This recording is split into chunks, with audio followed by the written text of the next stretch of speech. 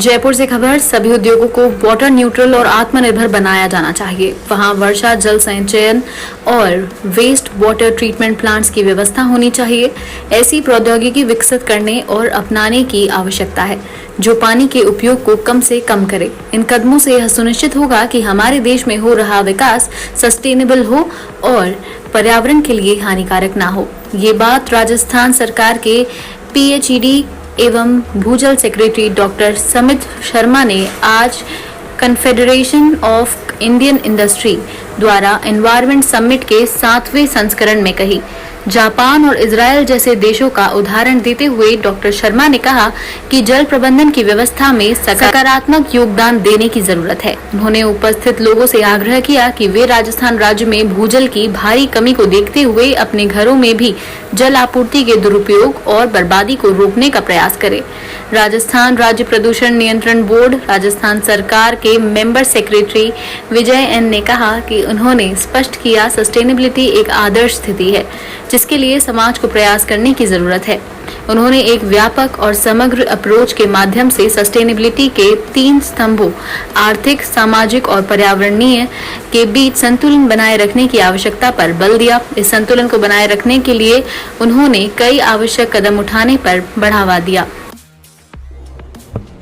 देखिए, आज confederation of Indian industries ने बहुत ही महत्वपूर्ण कार्यक्रम आयोजित किया है, एनवायरमेंट समिट। और इसमें इस प्रकार से चर्चा की जा रही है कि किस प्रकार से जो सस्टेनेबिलिटी है वो इंडस्ट्रियलाइजेशन के साथ मेंटेन करके रखनी है, किस प्रकार से एनवायरनमेंट को ग्रीन रखना है, क्लीन रखना है, साथ साथ में जो वाटर फिटप्रिंट है उसको भी कंसिडर करना है, और वाटर न्यूट्रल इंडस्ट्रीज कैसे स्थापित करनी है, या इंडस्ट्रीज हैं वो वाटर के मामले में सेल्फ सफिशिएंट हो, उसकी बाहर कोई भूजल पे या अन्य पे निर्भरता नहीं हो। अगर वो हो तो उसको इतनी रेस्पॉन्सिबिलिटी उसको यूज करे कि उसको भूजल का अति दोहन ना हो, और इससे जो रेड स्थिति अभी बन गई है राजस्थान की, उससे स्थिति से निकलने में मदद मिले।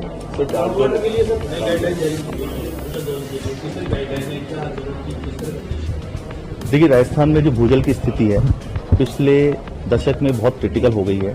पहले जितने सेफ जोन्स हुआ करते थे, लगभग 80% सेफ जोन्स होते थे, अब मात्र 12% ही सेफ ब्लॉक्स रह गए हैं और बाकी सब अनसेफ में आ गए। अनसेफ का मतलब है कि वहां दोहन इतना ज्यादा हो रहा है कि जितना वर्षा जल का जो पुनर्भरण हो रहा है और जो भूजल का पुनर्भरण हो रहा है उससे कई गुना ज्यादा या उससे ज्यादा एक्सट्रैक्शन हो रहा है। तो ऐसी स्थिति लॉन्ग टर्म के लिए सस्टेनेबल नहीं हो सकती, क्योंकि इससे आगे आने वाले समय में जो भी कृषक या इंडस्ट्री या जो घरेलू जो ट्यूबवेल लगे हैं वो जो पानी निकालते हैं वो वहां पानी बचेगा नहीं। अभी जो वाटर टेबल है 40 मीटर से नीचे खिसकते हुए 80 मीटर्स पे, कई जगह 100 मीटर से 120 मीटर्स पे आ गई है। तो अगर अभी से पर्याप्त कदम नहीं उठाए जाएंगे तो आगे आने वाले समय में इसमें और कठिनाई पैदा होगी, इसलिए राज्य सरकार ने कदम उठाया है। किस तरह के प्रावधान किए गए हैं सर? रूल्स के अकॉर्डिंग क्या कुछ करना होगा पशु संचालकों के लिए, ट्यूबवेल प्रदूषण के लिए? देखिए, ध्यान कीजिए, बहुत साल पहले एक एक्ट आया था, PCPNDT एक्ट। तो जब कन्या भ्रूण हत्याएं समय से एक सीमा से ज्यादा बढ़ गई थी, और उसका कारण था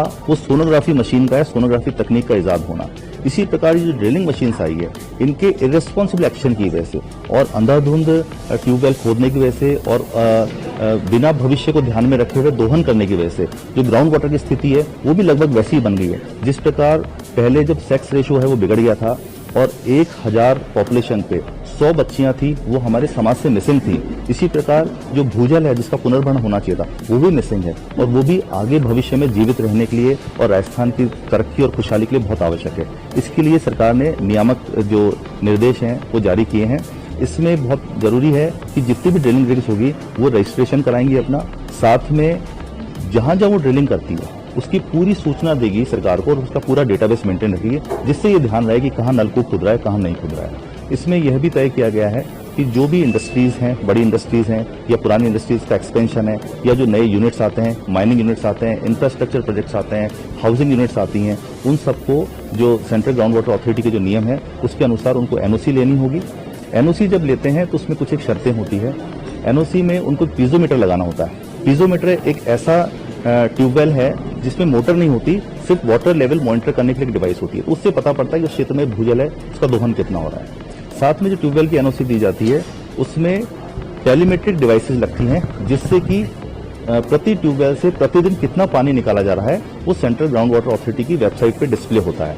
और उसमें ऑटो कट मोटर्स भी लगी होती हैं। जैसे मान लीजिए 10 KLD की परमिशन उसमें मिली है, तो जैसे ही 10 KLD होता है तो मोटर अपने आप बंद हो जाती है। तो ये जो प्रावधान है, इनको लागू करने से जो भूजल का जो अंधाधुंध दोहन हो रहा है उसे रोका जा सकेगा। साथ में उसमें और ऐसे महत्वपूर्ण प्रावधान है कि अगर आप ऐसा दोहन कर रहे हैं तो आपको रेन वाटर हार्वेस्टिंग स्ट्रक्चर है जो कि पानी के उपयोग को सीमित करता है या अतिरिक्त पानी उपलब्ध कराता है, वो हमें बनाना पड़ेगा।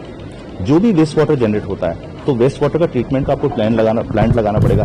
जो सीवरेज ट्रीटमेंट प्लांट है वो आपको लगाना पड़ेगा, जिससे कि आपकी जो पानी की डिमांड है इंडस्ट्री या अदर जो इंफ्रास्ट्रक्चर प्रोजेक्ट है उसकी कम हो जाए।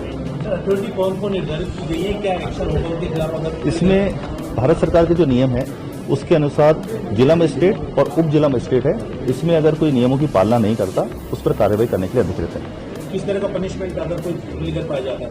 उसमें सीजर का प्रोविजन है, उसमें इलेक्ट्रिकल जो कनेक्शन होता है उसको डिस्कनेक्ट करने का प्रोविजन है।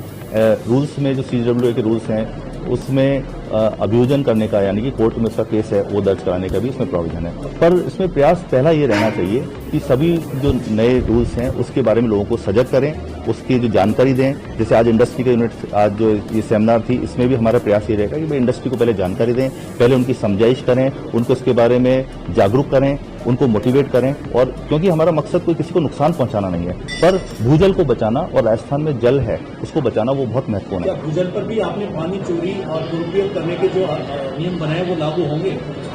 देखिए, भूजल पर ऑलरेडी ये रूल्स हैं वो लागू हैं, और भूजल में अगर कोई बिना NOC लिए इस काम को करता है या जो सेंट्रल ग्राउंड वाटर अथॉरिटी की जो NOC प्राप्त होती है उसमें जो कंडीशनलिटीज दे रखी हैं, अगर उसकी पालना नहीं करता उसमें इसके प्रावधान ऑलरेडी लागू हैं। नए कानूनों में मुकदमा दर्ज कर रहे हैं।